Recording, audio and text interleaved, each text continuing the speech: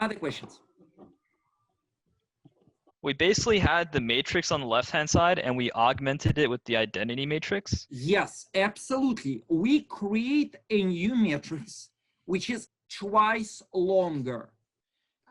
If I tried to write this out as an equation, would it be like No. Give me a second. It has nothing to do with an equation.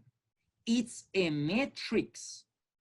Okay. Matrix which is twice as long as A. A left-hand side is A. A right-hand side is I. Okay. It has nothing to do with an equation. So this is a matrix. This is a matrix. The whole thing is a matrix. I see. Okay. It's not an equation. And even here we don't have equal sign. This is tilde. Meaning this matrix is equivalent to this matrix. Equivalent means we jump from here to here using elementary row operations.